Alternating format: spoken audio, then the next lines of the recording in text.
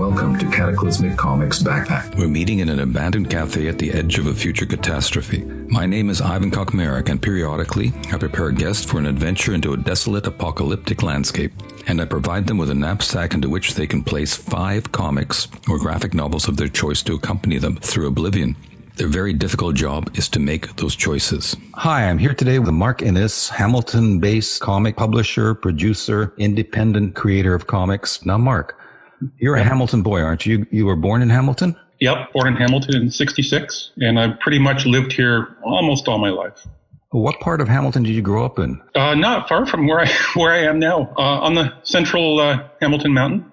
From your memories on the mountain as a kid growing up probably in the 70s, I guess.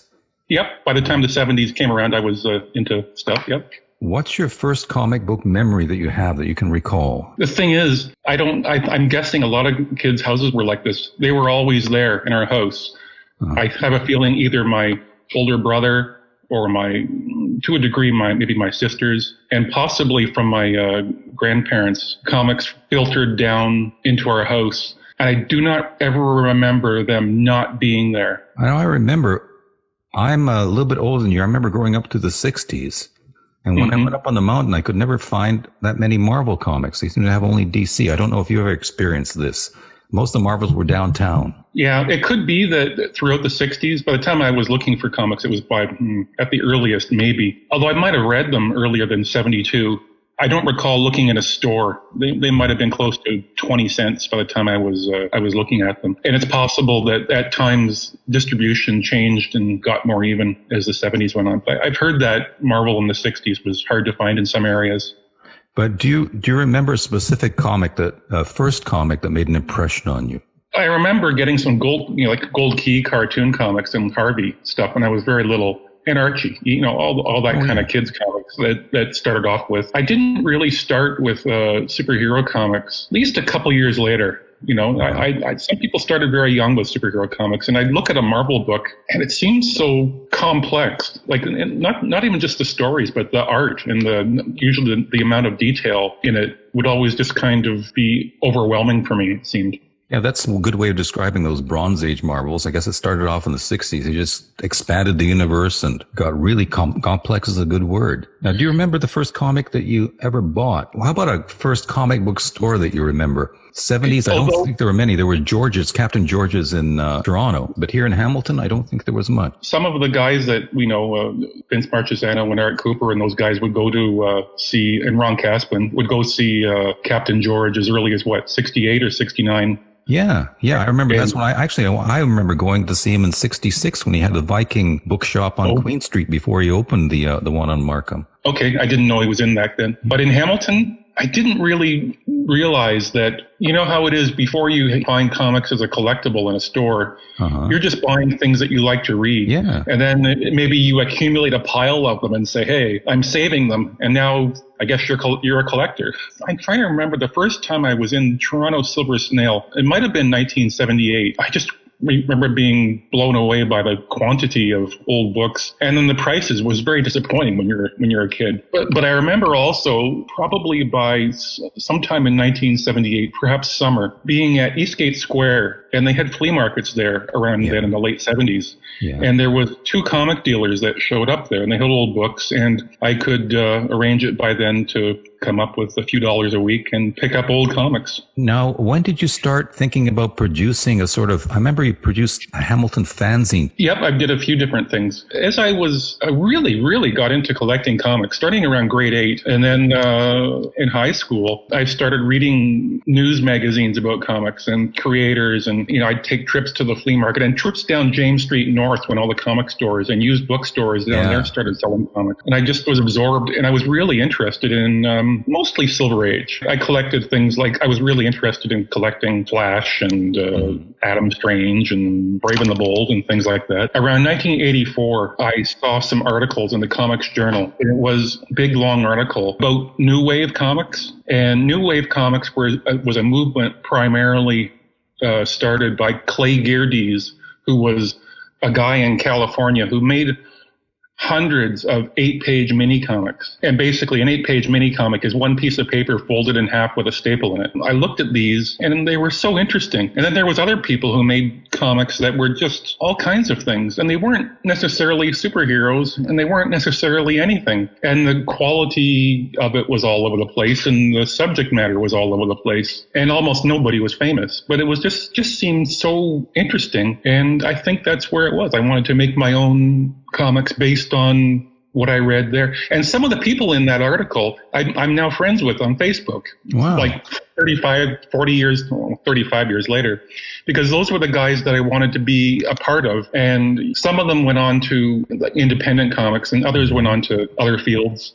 I'm trying to think of some of the more famous people. Rick Geary was one of them. Some of them were in Raw magazine. A lot of them were in a lot of underground and independent and alternative kind of comics. And what was the very first publication that you... Around 1983, I made like a 12-page thing that I wrote and drew myself. It was kind of a class thing because I was at Sir John A. Macdonald. Mm-hmm.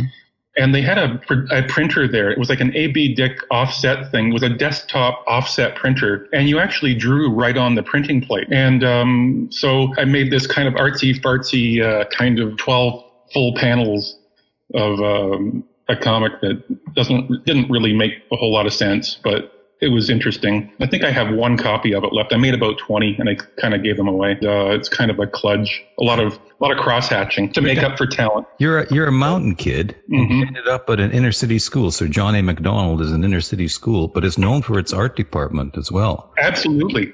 And I think that's what got me started. On the mountain, I went to Queensdale Public School for a year, and I have a vision impairment, and they thought that I should go to a school that has programming for visually impaired kids.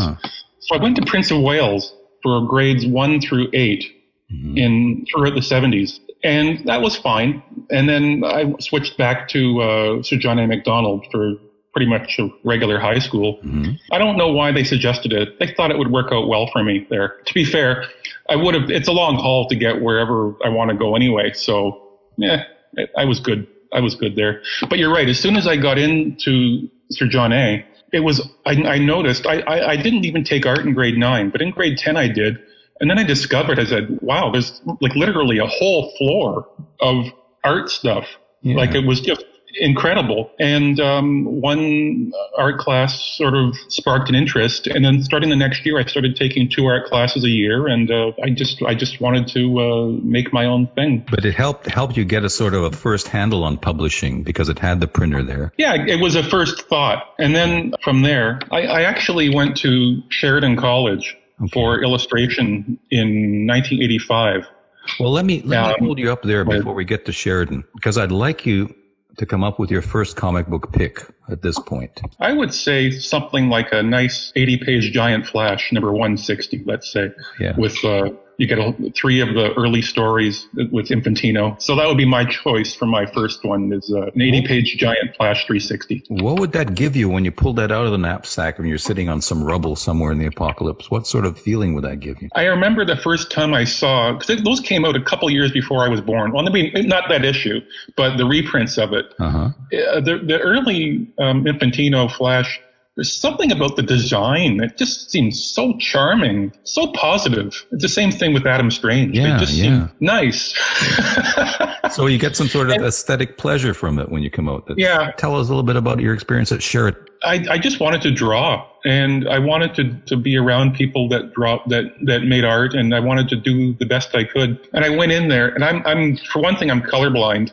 And although some of the aspects of that program I could do well, and there was some dead ends, and it was very frustrating. I learned a lot, and I enjoyed being around the instructors, and I look back at it as some worthwhile experience. I had trouble. I had issues that year with my vision, so I switched. I wanted to switch to something that was just more focused on drawing. So I actually switched to animation in 1986 in Oakville. I think that was actually more of a mistake in some respects, because it's more like a technician who's just cranking out drawings for the most part. I actually enjoyed it less than just single illustrations. And this was all in the age before any sort of digital support or computer support.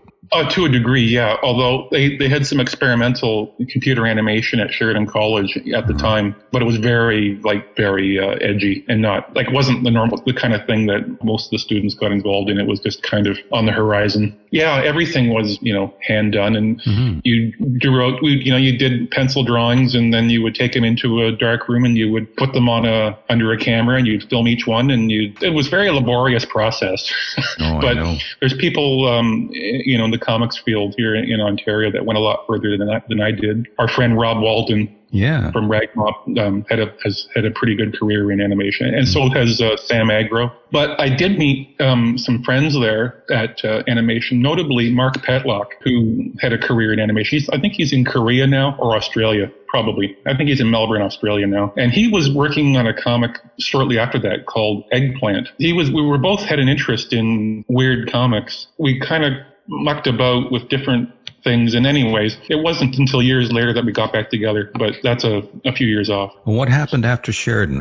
Did you start publishing other stuff immediately, or what happened? Yeah, after Sheridan, I wanted to make comics. That's all I just wanted to do. So I started drawing a comic strip, like an 8-page story that I finished. My friend John Miori had just drawn a comic strip that he wanted to get published somewhere. I took those two works and printed them together in a 16-page mini comic, like a digest size comic. And I printed, 100 copies, photocopied them, and started mailing them around to what was in the day of small press comics review magazines. In the meantime, when I last looked, when you go back to New Wave comics that I read about 3 years earlier, and I said, this is for me. The name kind of changed in a few years, and it changed to Small Press Comics. It just seemed a little more modern, and including a lot of these names sort of mean different things, but it's hard to say to someone, is a small press comic an 8-page mini or a digest or a magazine or a whole comic? I guess it's a lot of things to a lot of people, but to me, a small press comic back in the day was a photocopied thing folded over. There's also the term independent comics, or even from the 60s, old underground comics. How did they fit into that whole scheme? Yeah, it's kind of interesting. I would say around 1975 or 6, undergrounds really almost died, except for there was some things put out with Crumb and Jay Lynch and a few, like the big names, the companies would come out with more things. And companies like Kitchen Sink, starting in the mid-70s, tried to branch out and make things like they did the Spirit magazine and they did other books. And the market was not there. And the people that wanted to do their own unusual little comics, there was no market for them in the underground, especially the new guys. So the people that wanted to make it, they had to do their own thing. And that's why you would end up with all these oddball little comic makers. And what are they? Well, it's kind of hard to say. Yeah. But they weren't really fanzines because they weren't a fan of another comic. But anyway, so look at say around 75 too. You've got Dave Sim and Aardvark Vanaheim, which was the big independent sort of comic. Yeah. And again, that's not really for a while they were trying to call that ground level, along with things like Star Reach and Jim Whaley's Orb. Yeah. They kind of had their own little market. It wasn't quite what I would call edgy, but it was independently ran and owned, and it's all part of it. It's all part of it. I remember reading when I was little Star Reach, and then later I saw Orb, and I thought this is really compelling. In that you can do your own thing and you can make it and you don't have to answer to anybody. There's nothing stopping you. There's no barriers. Canadian too. It was Canadian, which was important to me. Oh yeah, absolutely. Absolutely. The thing that I admire about Sim was he just made it and he got it printed. Just do the work and make it. There's always a way to get it out there. You may not make a lot of money or any money, but there's usually a way to get it published and available. Yeah. So anyway, after I made that zine, it was a zine called Wave Makers. And we did, I don't know, maybe 100 copies of it. It's sort of a crude photocopied thing, but I thought this is the beginning of something. In the 80s, there was these review magazines, and there was especially the big ones that I remember were Small Press Comics Explosion, and Comic Book Newsletter was one, which changed its name to The Comicist. There was a few other ones. Oh, Fact Sheet 5. Have you heard of Fact Sheet 5? No, I don't think I know any of those from the 80s. I think my comic interest really slowed down after the 70s. The thing about a magazine like Fact Sheet 5, which I actually heard about separately. I think it goes back as far as 1980, and that lasted until the 2000s. Mm-hmm. That's a review magazine to end all review magazines, because they review literally everything. If you mail them something, and in fact, back in the day with Fact Sheet 5, if you mailed them a copy of your item for review, he would literally mail you a free copy of his magazine. And it was basically the Sears catalog of reviews, because literally I don't have any, well, I might have one, but they would be about 100 pages, and each page would have maybe 50 reviews on it of stuff. And it would be comics and independent records and tapes and books and all kinds of things. And it was just so neat. And once you get yourself reviewed, suddenly a month later or 3 weeks later, you'd be getting envelopes in the mail with $1 or $2 in it, or other people would just send you a book and they want you to trade with you, and you'd end up with a lot of neat stuff. And it really wasn't hard to sell a few copies through the mail and get started like that. And you'd make contacts all over, North America. That's right. So I did that one. And then by the time I did the second and third and fourth of my zines, more local people came on board. And there was a story that Vince drew with John Miore, with Marchesano, that I included in one of those. I'd like to find home. Back then I would want my zine to be a home for orphaned work. And I'd send it out there, and gradually, I guess I could sell about 100 copies of a little zine, which wasn't a bad deal in my opinion. And it was interesting and exciting, I thought, at the time. I think it's great for a little sort of cottage type industry to get started. And it never discouraged you, too. You were happy to sell 100 copies. It was a success. Well, because you start and you don't know if anyone's going to take one. Yeah, exactly. So anyway, I'm just going from there. I did, about a couple years later, I joined a group called the United Fanzine Organization, which was a group of American, until I joined, fanzine makers, that some of them were older than me. And they were doing zines since the early 70s. You would trade zines, and they would it was kind of like an amateur press association. You know what that is, an APA? Each one mails in their contribution to a monthly or bi-monthly newsletter, and it would usually be something on paper, whether it be art or articles. Whereas in this case, you would trade zines, and then the moderator, the president, I guess, I don't know, I can't remember what he was called, would make a newsletter every 2 months, and people would comment on your zine, and it was just kind of fun, it was kind of a little bit of camaraderie. Well, those zines were such a source all the way from the early zines in the 60s in the States all the way through the 80s and on, and I hope somebody does some work on those and does a history of all those zines eventually. There are a few out there. And then there's a guy who's on my Facebook friends with list named Rick Bradford, Bradford, who's making something called I think it's called the Poop Sheet Foundation. And he's making like a database of all kinds of independent and small press and underground comics of whatever he finds. He's adding it to it. He's adding thousands and thousands. He says he's got 15,000 independent and small press. Good. I don't, because that information shouldn't be lost. Oh yeah, it'd be great if it continued. Anyway, so after I did all those photocopied comics, I thought I'd like to try making a real independent comic. Well, hold on there, because this might be a good place to stick in your second pick and segue into that later. You picked a Flash annual giant. What would be your second pick for your knapsack? How about things when I like a whole run of a comic, like I like Zot from the 80s by Scott McCloud. 37 issues in that series that came out. I'm going to say a number is 11 and 12. And why specifically those two? The first 10 issues came out, and then he went away, and he made that Understanding Comics book, which you might have heard about. Yeah, yes. And then he did that, and then he came back to Zot. And the first few comics were like sort of like a juvenile kind of superhero, fun kind of Buck Rogers kind of thing. And it came back, and it's like he absorbed all this new comics knowledge and became kind of experimental. And yet it still had the same fun comic character. I just found the stories so enjoyable, and the art so interesting.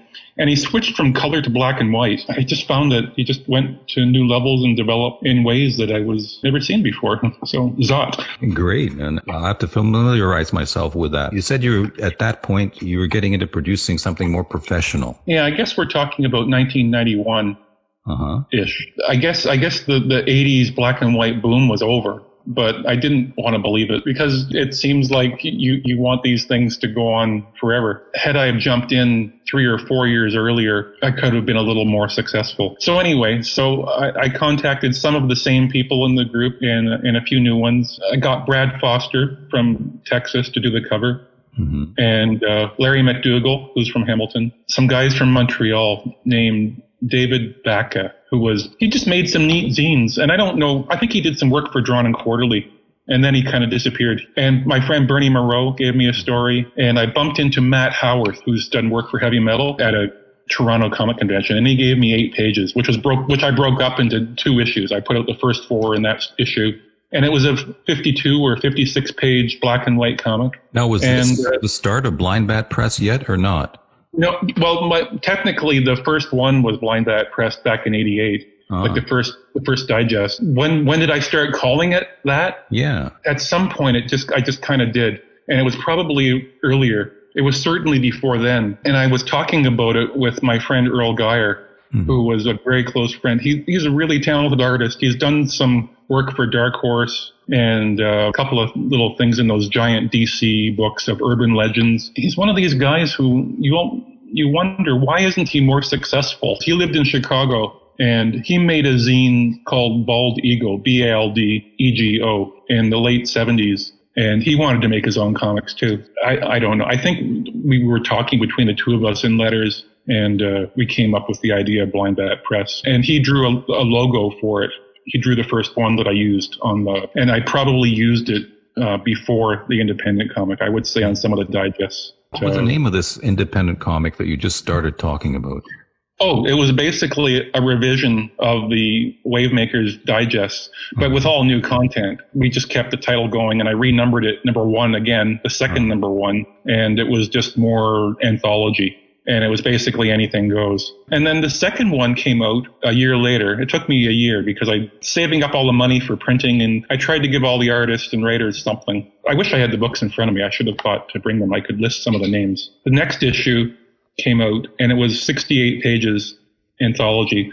And we upgraded the quality of the covers, I think. We printed both issues at Preeny Print and Litho in Windsor, the same one that used to do all the Canadian they did Cerebus and they did Aircell. No, I didn't know that. Yeah, and they were in business up until a few years ago. Around 2006, I was going to print a book from them, and I saw all of their office equipment being auctioned off somewhere. And I thought, oh, well. So, again, I had more of that Matt Howarth story and more Larry McDougall, and who else was in there? Wayno, a cartoonist who's done work for somewhere, I can't remember who else was in it. My friend David Ford from Hamilton wrote a story about a female detective, and it was a long story, and another guy from Hamilton, Ron Gravel, penciled it. Another friend inked it, and I thought that was a really good strip and had potential. It was kind of a macabre detective. And it was just, I don't know, it's 14 pages, that comic, and I don't know who saw it or but it was so, anyways, that was the last thing I printed by David Ford, who was a pretty interesting, I met him in high school, and he had such interesting things in his comics and his writing. What's the hardest part of doing all that? That seems like a big task. You can have ups and downs, people you get along with, people you don't. Yeah, it can be stressful. Back in the day. And I think that 64-page comic we did, the second one, yeah, I thought I actually made a profit on the first issue. I thought, what? How could that be? It actually made a profit. And I didn't think it was a terrible book by my standards, but I thought, wow, okay. So I actually expanded it a little. I threw in a few more pages, and I sort of was daring, and I asked a few people that were really good, in my opinion, to do work. I offered a page rate that was a little more, and I paid all the money up in advance, and I printed it, and I ended up selling less actually than the first one. So I was really proud of the second issue of Wavemakers. It was a 68-page comic. There was a comic in the 80s called Pirate Corps by Evan Dorkin that I loved, and I had a 4-page comic by him in there, and there was some other work in there from people that that I'd met through the small press years. All the time when I would be making those zines and trading with people, I'd have boxes full of oddball zines. And I would say, wonder if this person would like to do a comic for my book. And then you could pick the best people. That was the neat thing about the day. And it was all through the mail. Okay, it's time for me to ask for your third pick. I would say I love the Love and Rockets from the 80s. Yeah. A specific issue. Oh, we can let you have a collection. Yeah. Let's say some of the early ones of Love and Rockets, they did one issue, they printed one of their own around 1980, and then it was picked up by Fantagraphics, and they did a second number one. So I'll pick that one. And what appealed to you about Love and Rockets? That was such a huge hit at the time when it came out. Yeah, it came out. At first I thought, it seems kind of, I didn't really get it. And then after a while, especially now, I read it more and more, and it's especially Gilbert Hernandez. The characters and the stories. At first I thought, oh, he's writing about his native home. No, that's all made up. It's such an imagination. And again, with Gilbert, it's sort of like there's something mystical and magical always happening somewhere that's under the surface. It's just nothing like it. And then with his brother, Jaime Hernandez, I thought his art was just something about it was so special. And the characters were endearing at first, because at first I was a Jaime Hernandez fan. And they would share the book. They would each do half a book. And I switched from liking one more to liking the other more. I guess people change. It's strange, but what stuff will resonate with people? I mean, it's so individual. It's so it's hard to explain taste and what comes and fits with your own brain, but it does. And it's good to hear that. I like the way Love and Rockets is in a comics tradition. The people that make comics that don't, it's got to have something from the past in it, to something that's not so far out of the box that you can't relate to it. And Love and Rockets, you can look at it, you can see things like Dennis the Menace and Archie and Herbie and some other wacky comics in there, and maybe even a little bit of Steve Ditko. You can kind of see that in there, that these guys read that and they kind of rearranged it and they did it their own, doing their own thing. So, well, you're in the 90s now. Around 93, I made a funny animal horror comic called Dinky on the Road with John Miori. He made a mini comic and he expanded the story into a 24-page sort of oddball hamster horror comic. It's about someone's pet who kind of, you see the world from the animal's point of view. It's kind of a bit of horror and a bit of oddball silliness. It was an odd little comic. So we printed up probably about 1,500 of them, and it actually pretty much sold out. So I was quite pleased that I didn't lose money, and it looked okay. It came out okay. I was not unhappy with that. And what came after this? That was in 93. And then in 94, I was at probably Ron Casplin's house in Toronto. It might have been in the summer for a Burger Con. Legendary Burger Cons. That's right. And it might have been in summer 93. And I bumped into Henrik Rehr, R-E-H-R, who had moved recently there from Denmark to Toronto. And he was already an established cartoonist in Denmark. And he showed me part of a comic that he'd written. And it was a few pages drawn by another cartoonist from Denmark named Lars Hornman. And I thought, wow, it was like a funny science fiction comic, but a certain, really interesting style to the art. I thought, wow. And then he showed me some of the other work he'd done on his own. He was in the middle of working on first or the second volume of a painted graphic novel where every panel was painted called Kvikleif, Kvikleif. It's like a little knight or soldier or something like this. I can't remember. I have it on the shelf, but it's a juvenile humor adventure kind of thing. And it just looks so good. I can't read it because it wasn't in English. But anyway, I became close friends with Henrik, and I printed the finished work of the comic he did with Lars Hornman, and it was called Oatmeal. And we did actually two of them. And it was like a funny science fiction adventure, kind of like a Karl Barks duck story, but in outer space, along those lines. Well, that European tradition of comics always seemed to have that sort of childish. You think of Asterix, you think of Tintin. Tintin, yes, exactly. And it's a wonderful consciousness that they bring to the whole genre. And they're so charming. We did two of those, and they were both basically 46-page comics because they wanted to reprint in as many languages as they could. So they printed them in Danish after they gave them to me, and they were done in color. They were in nice books. And the ones I did were actually, I switched printers for the first one to Montreal, to Quebecor, and it came out pretty nice. But it did not make money, because I've read many times that funny science fiction comics don't sell very well. And I've heard a lot of people say this, and I didn't want to listen. But I thought, but this one's really good. It doesn't. And it partly was my fault for not picking a better title. Calling it Oatmeal was not appealing. Like, it could have come out with, they gave it a different title in Danish. And I regret not doing that. But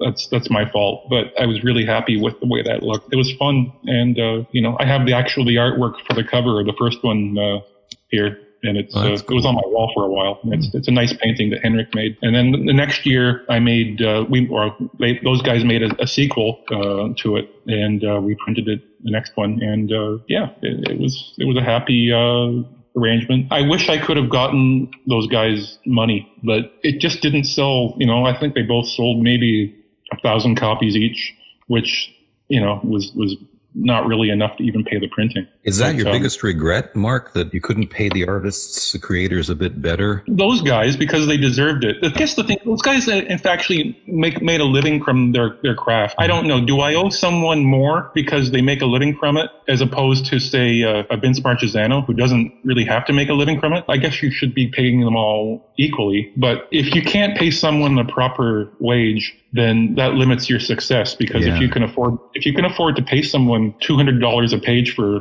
comic art, you're probably going to be able to get a top talent in the field. I don't know if that's like a modern standard. I just pulled that number. Anyway, so we did those 2 books, and in 1995, Henrik was working on a graphic novel that's going to have it printed in Danish, and he was going to have it printed in English. The English title, he called it, was Dreamtime, and it was kind of, it starts off with this young soldier who's like a boy, really, who runs away from his army platoon. This is in the middle, like, medieval kind of times, the European tradition with the thatched roofs and everything you'd kind of expect out of a guy who reads Asterix and Tintin and Karl Barth. That was about a 75-page story, and we broke it up over 3 28-page comics and printed them, and it did okay. I think we sold probably a couple thousand each. Oh, well done. Again, there's not much money to be had in it, but fortunately, he could make his money from the other editions. I gave him something that we got, out of the profits. But that's anyway. Decent. That's good. Well, let me ask you now. We're getting towards the end. I want to ask you for your 4th pick. Around 1985 or so, 86, there was the Gumby specials. There was 2 of them from Comico. I think they were both drawn by Art Adams, and they were both so much fun, and they both looked really good, and they had nice color. They made me happy. Well, that's a big thing, yeah. Yeah, they were very slick-looking little funny books. I guess that's the thing that I like, especially looking back now. I don't want something that's going to, I liked a lot of sort of heavy stuff when you're a teenager, but maybe as you get older, I like the things that are a little bit lighter. In your 4 picks so far, you've only picked one traditional superhero type comic, and that's the Infantino Flash collection. Yeah. As an adult, I'll go back and I'll look at it, and I enjoy 60s and 70s, especially superhero comics. It's not something I go back to in terms of and yet there's things that I've read that mean something to me. It's just not the same. And although there's a nostalgia and a love for the characters, I enjoy a lot of superhero comics. Yeah. I wish, a lot of people will say, "Oh, John Byrne, Fantastic Four," and for some reason I can't go there in terms of my all-time love. No, I get what you mean. I probably lean the same way in the end. Now, it's the last half of the 90s. We're heading into the new millennium. What's going on in your comic book production world at that time? That would have been 96 when I did all of those comics with Henrik. I thought, although I'm not making money, I actually didn't care. I thought, if I can keep on breaking even, I can do this indefinitely. But that wasn't the case, because in the late 90s, sales in general of small press comics would be down and down and down every year. Yeah. Even for the most successful people, even for the Dave Sims, in 1997, it was not the same as 1987. Yeah. I went on to find other things to do. I went back to Mohawk College for software engineering, for computer programming. But in the meantime, I started working on a zine, a local newsletter for the Hamilton, Hamilton Comic Club or something like this. Oh, yeah, yeah. I remember that. I can't remember the name of it. But... Anyways, it was a comic club in Hamilton. I slapped together their newsletter, and I did about 5 of those. And it was articles and whatnot. I enjoyed it, and I realized that I like making things. Like, it didn't matter really what it was, but it was fun to be involved. I stuck with Mohawk College for software engineering, and I did that in my, I finished that around, it kind of dragged on until 2001 or 2. When did your eye anthologies start coming out? Around 2002 or 3. Uh-huh. I made a photocopied fanzine called Glass Eye, and I did an earlier version of that. Or in 1997, shortly before I went back to Sheridan College, I wanted to make a personal zine. So I made a 48-page zine that was articles and comics. All the leftover things, I thought I might have to, what am I going to do with myself? And I had leftover bits and pieces from all the comics I was thinking of making, but I didn't think I would be able to make. So I made this 48-page photocopied zine, and it had parts of a comic I was going to make with Earl Geyer, and it had some things that I made and articles on collecting. I printed about 100 copies and mostly gave them away. But I liked that zine. I also made like a biography. I wrote my life story in comics, actually, in that zine, in like a 20-page illustrated article. A few years later, in 2003, I revised that name, Glass Eye, into a 16-page article zine. And I just printed up like 25 copies and gave them away. And then I recycled that name again for a third time around 2005. And I took some of the concepts of that in terms of a comics anthology and articles, but I made it a comic book size, and I printed it at back at Preeney Print and Litho in Windsor. So it was on newsprint comic. It was kind of a bomb financially, but I didn't really invest that much money into it. But the next year after that, or 2, I had an idea to make a romance comic anthology. So we called it The Romantic Eye. And I got some of the same guys and some of the new guys, and including Henrik Rare was back. I remember liking that zine. Jim Siergate. Yeah, I remember that cover. It was that Ken and Barbie cover, wasn't it? Yeah, Bernie Moreau did the cover, and who created the Jam. I liked that comic. I thought it came out really good. I was really, really, really happy with it. Including, there was a couple of Danish people in there, and then Earl Geyer was in there, and people from Small Press. And that was the only book I've ever made that I can think of offhand that came out with no mistakes in it. And I remember saying that at the time. This is the first one that came out with no mistakes in it. First one. And it's too late to fix it after it's printed. But I thought, well, you know how it goes. Oh, yeah. Typos and whatnot. Oh, yes. But I was so happy with that comic. I don't know why it made me happy. But I also discovered, that was when I looked at Preeney Print and Litho, and they were out of business.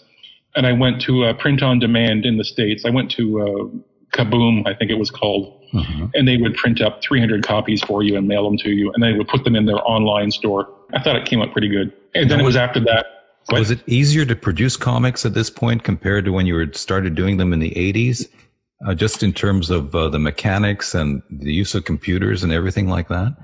Yeah, you didn't have to get out your glue stick and your scissors as much. And by then it was completely different. And then, in the case of the Kablam, you just mailed them. You got your files ready on your computer and you mailed them to them. And it seemed like a piece of cake compared to back in the day with mailing things back and forth and blah, blah, blah. It was all kind of awful when you think about it. At the time, it's the best you can do. And at the time, there's a certain satisfaction with doing everything by hand. Craftsmanship. Oh, yeah, yeah. That's the real cottage industry, when you assemble things by hand right from the start. Yep.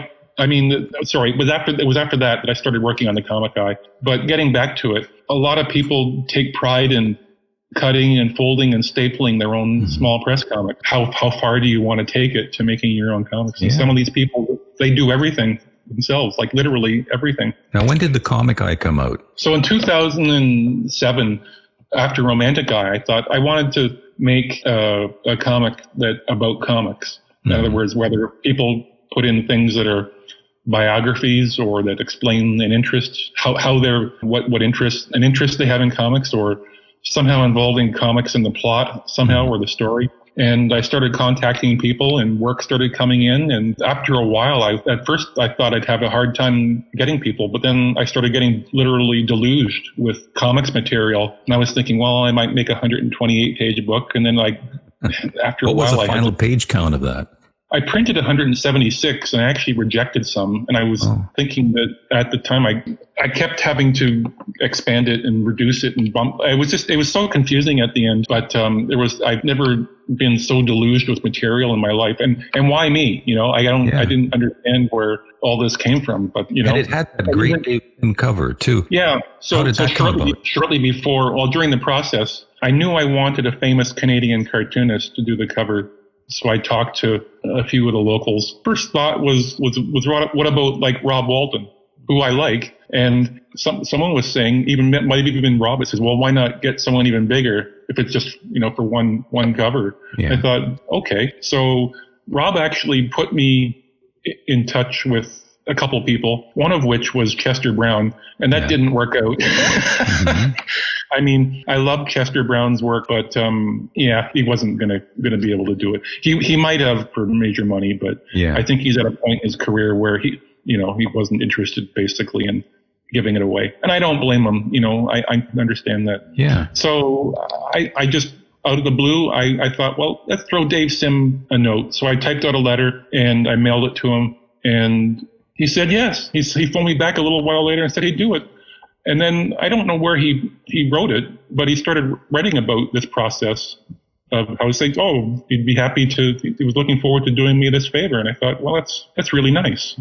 He'd actually mentioned me Dave Sim made this magazine or comic size magazine called the Cerebus Guide to Publishing Comic. Mm. And he mentioned me in it, sort of, not by name, but in the beginning of it, he said the origins of this were something to do with a person from Hamilton who, around 1995, I was interviewed on CBC radio about the Blind Bat Press line. Mm-hmm. And I mentioned Dave Sim as being sort of the most successful of the Canadian comic makers. And Dave Sim's father-in-law was listening to CBC radio at the time. It was the Morningside with Peter Zowski. And then he phoned Dave Sim. And then I heard, anyway, all this came back in some article inside this magazine, and I read it. And at first I felt embarrassed. It's like, wow, every word you say on the radio is repeated in print by someone who heard it. I went, boy, I'm surprised anybody listens to anything I say, So anyway, years later, Dave said he would do the cover, and he knew, he got the concept of sort of a nostalgic, comics about comics thing. I like what he did. It's kind of a EC kind of ish look. And I was so happy. Paul McCusker did something nice, and Sam Agro and Mike Shirk did. Did the Rick Taylor and Ron Kasman sort of growing up in comics first appear in that? No, but they did something in there. They did, and they both did different separate things. Ron did his things, did those growing up in comics. I think the first big story he did was in a Negative Burn magazine from Caliber. They had their own 64-page special. Yeah. And that was pretty cool. Yeah, all those guys, everybody from Toronto and then the other small press friends were so open. They said, sure, here's stuff. And I got in touch with people who I'd always liked but never had a chance to talk to before, like Nick Crane, who I think is from Guelph. Uh-huh. Who's a terrific cartoonist. I think he's done work for Marvel. I loved his work. And he did work for Black Eye. Black Eye. He did some work for Black Eye and a company out of Montreal. And I thought, this guy's really good. There's so many great cartoonists out there. And it was also a chance to go back to some of the friends I knew from the old days. And that was the first time I printed a new story by Vince in about 20 odd years as well. But it took that long to nag him and get him to do something. Now, was that comic sort of the tail end of your production? I haven't done any new comics since, and that was 2008. I haven't said no. It's a different world now, especially now, in that you can still make and try to sell your own comic. What I discovered is that there was Hamilton small press fairs and zine fairs. You can get a lot of buzz through that. And I found that these little zine fairs, your table didn't cost very much. I'd sell a whole bunch of stuff and people would be liking it. You'd go to a comic convention and you'd get ignored. So I discovered you soon realize where you're at. But would I want to do something new? Yes, I do want to do something new. I had ideas for a few things, and I had a couple of different ones. So you've left the door open. Yeah. Well, the thing is, it's getting something made. I think I'm over the point where I just want to make a comic, any comic. I'd like to do something. I'd certainly like to do something that represents, that's meaningful. Again, it's still not about money. It's just about making something that you like. Okay, then we've looked at your career, and we still need to have your last and final pick, the fifth pick. American Splendor. The first few issues that he published, that Harvey Pekar published himself, those are really meaningful to me. I found the first one, probably the first issue I read was probably about number 7, which I think came out about 1982 or so. I thought, this is really substantial. Like it's he writing directly from his life, and it's not really romanticized too much, although it kind of is. But it just had such a voice to it, and it just seemed so meaningful. And I became a fan pretty quick. I think I've got just about everything he's made. Obviously, they made the movie. I met him twice. Once in Cleveland in '88, and again in San Diego in 1995. And such a nice person. And the guy loves comics, and he loves talking about comics and stuff. And when I saw him in Cleveland in '88, he was supposed to do an interview on TV, and he invited me to squeeze in on his interview on TV in Cleveland. I was standing there in the lobby of this convention center with him. Yeah, who knows if they used it or not, but it's kind of amusing. Well, you've given us your 5 picks, and at this point, we ask a couple of tongue-in-cheek kind of questions. If we could give you a luxury of any sort, something just to help you along during the apocalypse, it can't change the whole scenario. What simple luxury could you take with you? I'll take my piano. Oh, that's a good idea. You might not be able to carry it very far, but if you could leave it somewhere. It might float.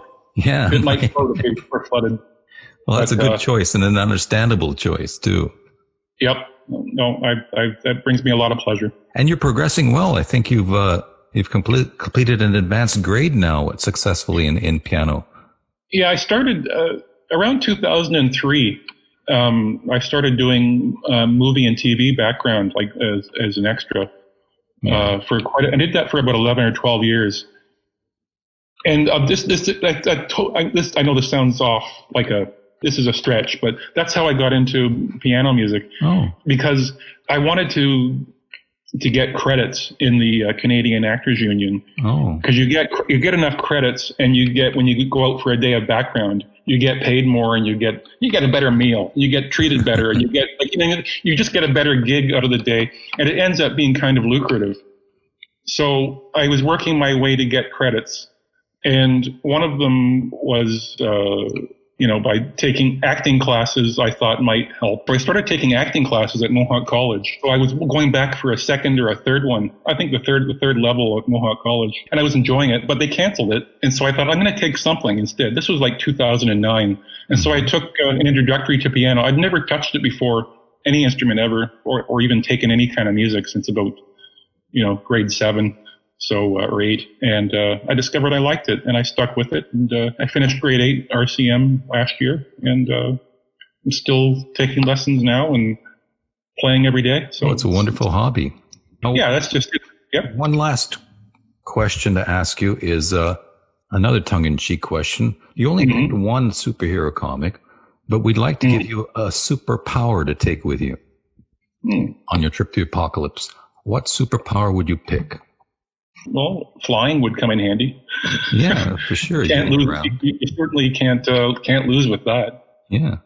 Now it's a popular pick. I think one or two other guests have picked that as well. I mean, it's an understandable pick. Well, Mark, thanks for taking part in this. I regard you as part of Hamilton. People aren't aware that Hamilton has a good comic culture and a rich comics history. Dave Sim was born here, and some of the Golden Age artists are from here, Win Mortimer and so on. And I think you're an integral part of that Hamilton comic book history. Well, thanks very much. And there's a bunch of others that go back from, the Golden Age up until the 70s, the 60s, the 70s, the 80s. There's quite a few with Joe Ullman and Vince Marchesano. And Dave Collier is here now. Yep. Mm-hmm. So we have a rich culture. Well, thanks again, Mark. And thanks for sharing all your comic book knowledge and comic book love. with us. Well, thanks for having me on. I hope you'll don't mind me rambling on too much. No, not a bit. Thanks a lot, Mark. Okay, take care, Ivan. Bye-bye. Bye-bye.